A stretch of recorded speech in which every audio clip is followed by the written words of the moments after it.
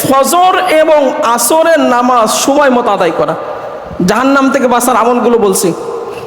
5 ওয়াক্ত নামাজ তো আদায় করবই, কিন্তু ফজর এবং আসর এই 2 ওয়াক্ত নামাজ মানুষের ছোটে বেশি।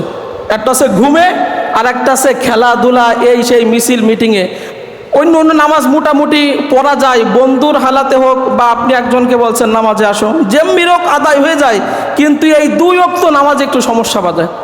এই জন্য নবীজি বলেন, কোনো ব্যক্তি যদি, আমার দিকে খেয়াল দেন হাদিসগুলো, আমি কিন্তু সব কালেক্ট করে হাদিসগুলো বলি। নবীজি বলেন, কোনো ব্যক্তি যদি ফজর এবং আসরের নামাজ সময় মতো নিয়মিত আদায় করে, ওই ব্যক্তিকে আল্লাহ রাব্বুল আলামিন কখনো জাহান্নামের আগুনে পোড়াবেন না। খেয়াল করছেন?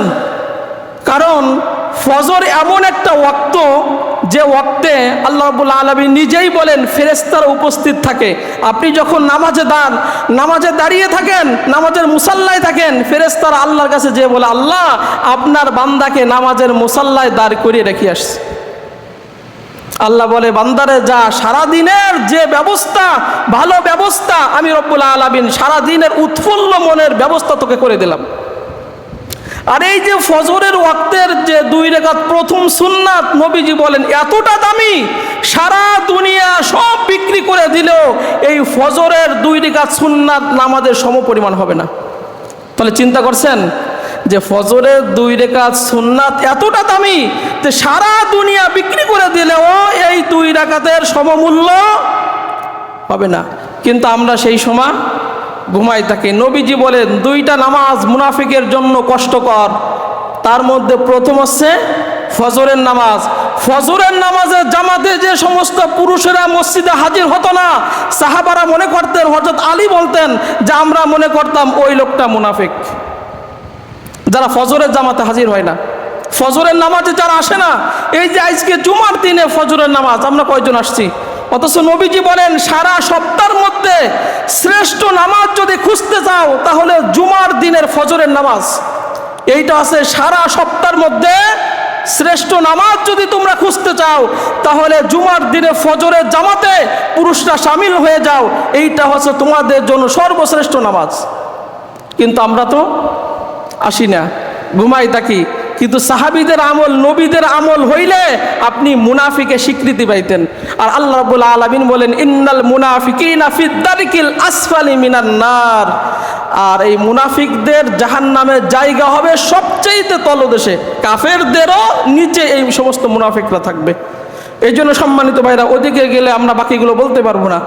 এরপরে আসরের কথা নবীজি কেন বললেন? নবীজি বলেন, মনোযোগ দেন আমার দিকে। নবীজি বলেন, যারা আসরের নামাজ যার ছুটে যায়, তার পরিবার পরিজন ধ্বংস হলে, নিহত হলে যেরকম নিঃস্ব হয়ে যেত, ওই ব্যক্তি ওরকম নিঃস্ব হয়ে যায়।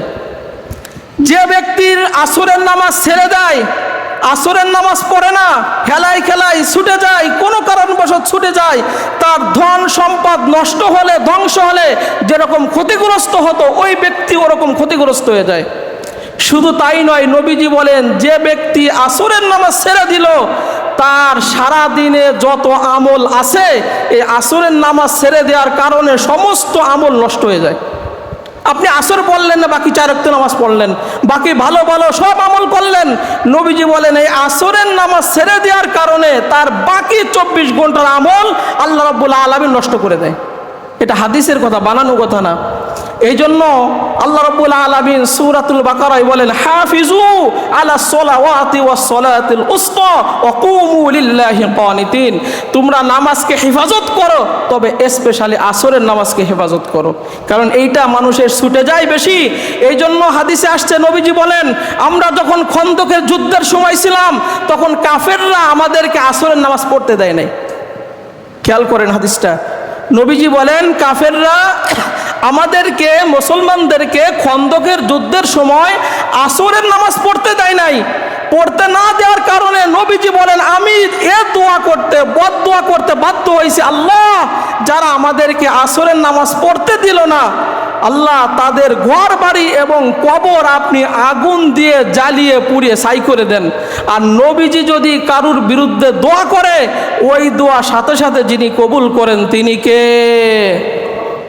যেরকম হযরত আয়েশা বলতেন, নবীজি একটা খুব ভালো সময়, খুব মন মানসিকতা ভালো, নবীজি আয়েশার পায়ের উপর মাথা দিয়ে শুয়ে আছেন।